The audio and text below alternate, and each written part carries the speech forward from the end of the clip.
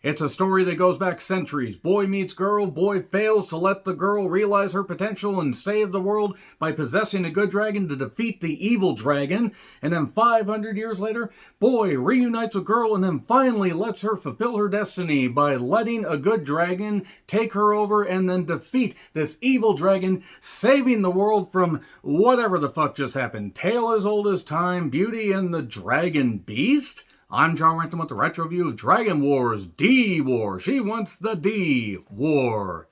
This came out in 2007. This was written, if you want to say that, it was more like a shout out, and directed, or rather just thrown out and barfed out and then plaguing society. It was done by Huang Rei Shim, a name that will live in infamy. Was this guy actually human? Genuine question. Was this guy actually human, or was he an AI bot that was allowed to direct something? I understand when directors from other countries try to direct American stuff, it doesn't always translate, and Americans trying to direct stuff in other countries doesn't translate. I get it, there's cultural differences, but my God, if you have not seen Dragon Wars D-War, good goddamn Christ. I remember a very aggressive marketing campaign. I was like, okay, this looks ridiculous. Really ridiculous. I watched this in theaters, and then I watched it later on DVD, and then finally decided, hey, it's on Amazon Prime. I'll watch it again. I've seen this movie 3 times, and I still don't know what the fuck is going on. Apparently, it's based on some ancient Korean legend, or an ancient legend, possibly from an alternate universe, or an alternate Earth, or possibly, I don't know, an alternate timeline of some variety. There's Imoogis and Barakis, that I kept calling Bukakis, because of course I did. Good dragons, evil dragons, and people that live multiple lives. And when multiple characters are asking other characters, what are you talking about within the first 15 minutes, that is not a good sign, or good writing, or good anything. This movie sucks. This movie is terrible. This is laughably inept and apocalyptically awful. Catastrophically created, every type of pseudo-alliteration I can come up with. This movie just basically beats you over the head with bad CGI, bad explosions, models exploding. This would be fine if this movie came out in 1987 and was a Godzilla-like thing. This would be fine. This came out in 2007 when, yes, CGI wasn't perfect, but you take a look at some movies that had CGI. You take a look at Terminator 2, which, yes, had a bigger budget than this and had more ingenuity. It came out in 1991. This cost $32 million, apparently, as far as the budget. It made a paltry $11 million at the US and Canadian box office. It made $75 million worldwide. So it probably broke even with the marketing. But my goodness, a movie this shoddily created, shout out to this degree. I cannot believe that everybody involved wasn't arrested for putting this out. You have Jason Behr as Ethan. Jason Behr, by the way, was in Roswell. He was the one that was solemn and didn't really speak above a whisper. Okay, wait, that's actually describing everybody in Roswell, though Cherie Appleby. I still would, and you still would too. Amanda Brooks, who was in a show called Aquarius, she plays Sarah, and these two are the reincarnated souls of Haram and Naren. If I got those names wrong, I don't fucking care. From Korea years and years ago, where, well, centuries ago, basically where shit went south, and now they're reunited, reincarnated, to basically stop this evil dragon overlord and this evil general that sounds like he's got an issue. He leaves about 12 lozenges. Seriously, the general sounds ridiculous. Absolutely ridiculous. I have notes here, and I'm actually stunned that I wasn't just writing, I hate everybody and everyone, and I want them all to die. So yeah, every 500 years, dragons come to Earth and make Earth their battleground. Yeah, this is terrible. This is just terrible. You have Robert Forster in this, who has since passed away. Rest in peace, Robert. He was in Jackie Brown. He's been in a whole bunch of other stuff as well. Bruce, Craig Robinson, who was in This Is the End. I wish it was the end. I wish this movie had never began. And then you have various other people in this. Some people that you will recognize. Amy Garcia, who actually, I think tried her best, and I think everybody tried their best, but this seems like it was translated from Korean to English, back to Korean, and then to Spanish, and then to Slovakian, and then to English, all by AI programs that were barely running on anything other than Windows 95 in 2007. Everyone thinks the time of dragons has passed, but the time of dragons has only just begun. Nobody has ever said that, narrator, you idiot, whoever that is. And a woman every 500 years has the power to turn a serpent into an all-powerful dragon. Did everybody drink fucking moonshine when they came up with this goddamn legend? If this is based on actual legend, I do apologize, but I don't understand how any of this makes sense. It doesn't make sense to American audiences, I'll say that much. The dialogue, just, god damn it, no scenes have any cohesion. Just dragons will show up and then disappear. There's these random little characters that pop up for a second and then they're totally forgotten about, and that's fine. None of the characters actually mean anything. But 15 years earlier, we go to 15 years earlier is after Ethan is searching for stuff and has a dragon necklace on. Then we find out 15 years earlier. And some of this movie heaps a bunch of goddamn backstory on us within like 5 to 7 minutes. Basically you have Ethan's dad trying to sell a dagger or something to this weird guy who is Jack Robert Forster. And then what ends up happening is Ethan somehow discovers that he has the ability to open up a chest that actually wasn't locked. It actually wasn't locked at all. And his weird light comes out and woo, it all possesses him and possesses his necklace. And then he fakes a heart issue, so the dad goes away. He says, I'll give you $1,000 for that dagger if you go to this herb shop. And then the guy, Jack, who is Robert, significantly older than the young Ethan, says, finally, I found you. Just exactly what you want an old man to say to a kid in a warehouse, and nobody knows where the hell it is.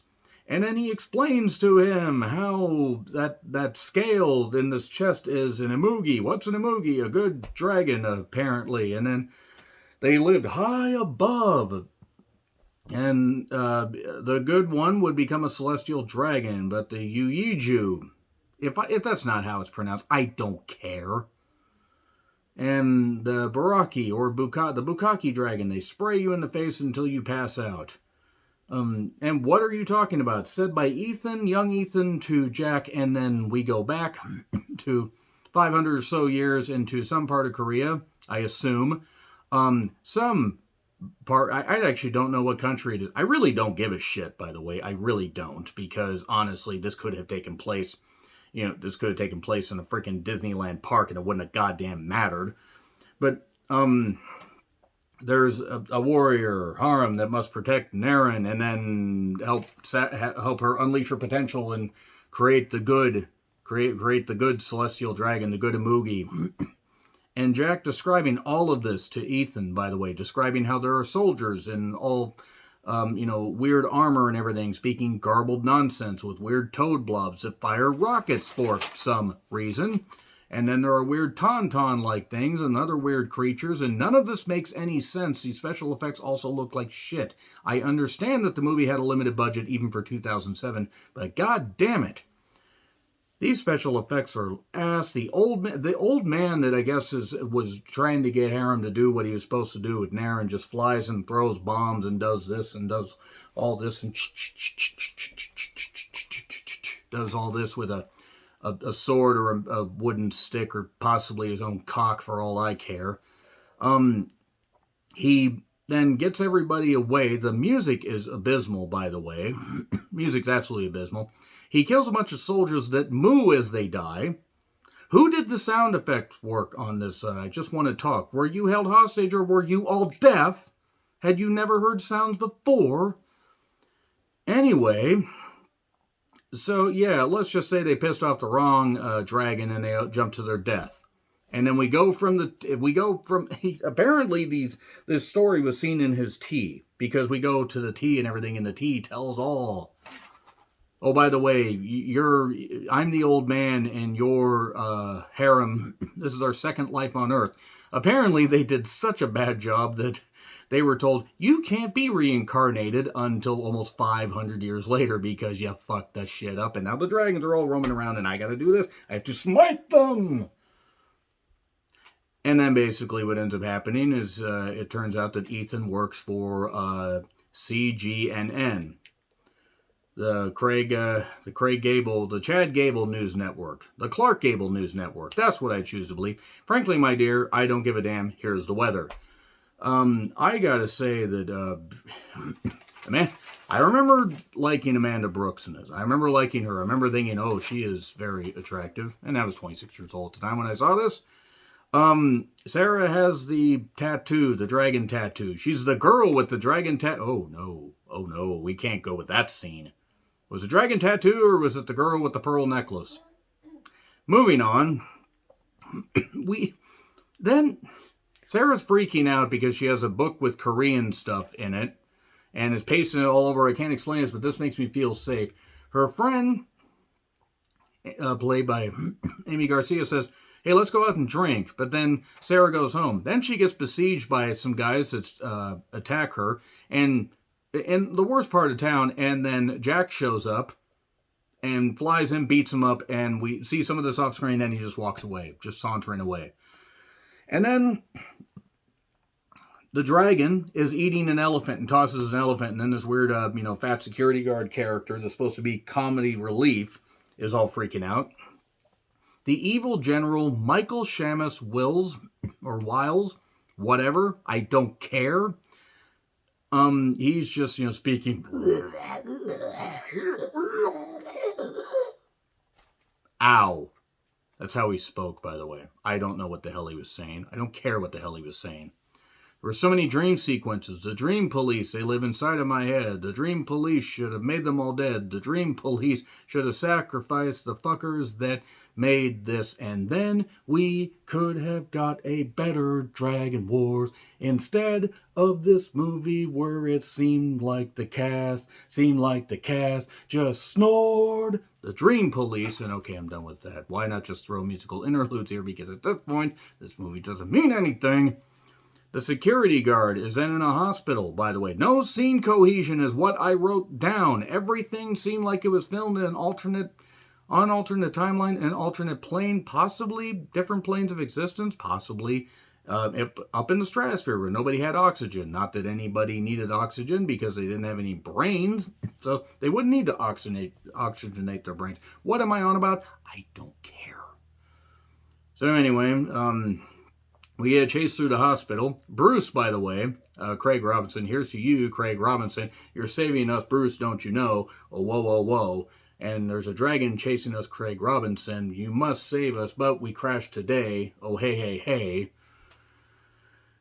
Everybody basically just gets demolished. Buildings get demolished, yet we don't see a lot of people dying.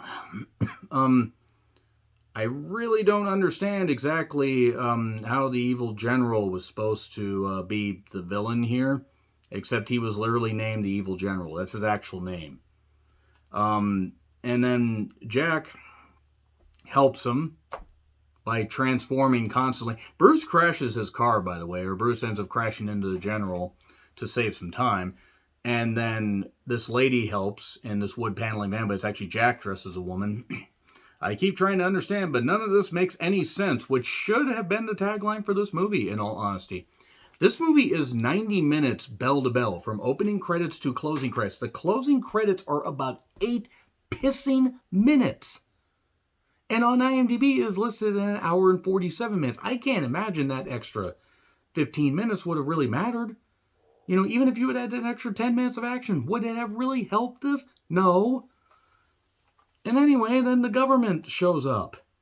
And now we've got the dragon showing up because the FBI is aware of this Imoogie stuff and whatever that investigates paranormal stuff. But it's not paranormal. It's weird, but it's not paranormal. They're not ghosts. And then the general soldiers just show up out of nowhere. General soldiers destroying the heart of America. NKAs, KAAs. And then suddenly Ethan has this bright idea to take Sarah to a hypnotherapist friend of his. And we're going to go deeper, deeper. Is he on drugs? Does he want to go deeper in Amanda Brooks? Moving on. And then we're going to go back. We're going to go back further. Oh, you lost your dad? We're going to go back further and further. And then we see stuff from the Korean part of this movie. Because we need to see repetition. There were multiple parts that were repeated in this movie. It was actually baffling.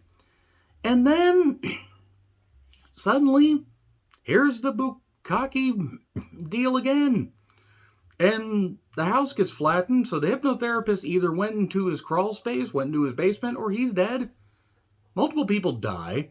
None of this makes any sense. Suddenly the military shows up. They get this helicopter, by the way, where Bruce is going to help them. Bruce gets them a helicopter, and which I guess is easy for a man named Bruce. And then Bruce ends up crashing his car again. Bruce is either a terrible driver or nobody wants Bruce to have a license. I'm going to go with both. And then the fate of the world rests on your shoulders. Deny this and you'll deny yourself anything and everything. And everything everywhere all at once. Watch everything everywhere all at once instead. And then stuff just blows up. Constant explosions. The chopper blows up. None of this makes any sense. And then we get the military. We get helicopters shooting. We get the snake running through in the little teeth. And then it's just racing through like this and then blowing up in explosions, and the blob toads come back with more explosions and people dying, nameless, faceless fuckers. Actually, they have faces, but they might as well not, because I don't know what the hell their name was. And I don't care what their name was. Maybe shoot at and not past the enemies. And, oh, there's models blowing. So many model tanks and buildings blowing up. I understand that they had budget constraints. Maybe don't do grand scale stuff and maybe scale back on the CGI and you could do practical effects and whatever. Had this been released just in Korea and Japan, maybe this would have been better. And then Frank is pissed, this cop, and then his partner ends up shooting him because he's going to shoot Amanda Brooks' character. Sarah, that's it. That's how little I fucking forget about this goddamn thing. Or remember about this. Ethan and Sarah then take off somewhere, but the dragons show up. Multiple dragons, by the way. We get multiple small dragons because we can't afford to shoot the big ones anymore. And then they're kidnapped. And apparently the altar and the sacrificial thing is in Mordor somewhere. Seriously, it looks like a bad version of Mordor. Actually, I take that back. Remember Dungeons and Dragons from 2000? Not Dungeons and Dragons Honor Among Thieves, which you should watch, which is very good. Surprisingly, because I didn't think it was going to be very good, but it was. Dungeons and Dragons from 2000 looks better than this. That is saying something because that movie looked like a 2-pack of ass. So they're chanting Bulaki, Bulaki, Bulaki, Bulaki, Bulaki. And then suddenly the Buraki comes up. And then the good dragon possesses Ethan's necklace and the army gets flattened easily. All this happens within a 5-minute period, by the way. And then he battles the evil general, and the evil general's about to kill him, and he says, "Hey, Pendant, you want to weigh in here?" And he shocks himself, stabbing into the pendant, and the evil general vanishes. So good. And then the bukkake and the Imoogi battle, or Imoogi, I don't care. The Moogle, a Moogle battling another dragon would have been better. Shrieking Final Fantasy noises. And that Mog was a great character in Final Fantasy III in the US and 6 in Japan. And then battle the CGI dragons. And then Sarah says, "Nah, I'm just going to do this and give my soul to this dragon." And it grows arms and kills the good, the bad dragon, the good, bad dragon, the good, the bad, and the dragon. And then she says, "Don't worry, we'll be together later at some point." It kind of reminded me of the end of The Fog, the remake of The Fog. Remember where it made no goddamn sense that the girl suddenly turned to the side of the others, of the ghosts? Sorry if I spoiled The Fog for you. It's been out for almost 20 years. That's it. By the way, Ethan, still in not Mordor. How is he going to get home? Who cares? Credits are rolling. God, this movie's terrible. Huang Rui Shim should have been arrested on war crimes for this, and everybody that had a hand in it. Putting this together, funding this. Actually, I take that back. Don't do that to the director. The people that funded this should have been brought up on war crimes. Dragon Wars D War is absolutely terrible. Agree, disagree with what I said? Like, share, subscribe, Twitter handle in the description. I'm Charmwetland. I'll see you soon.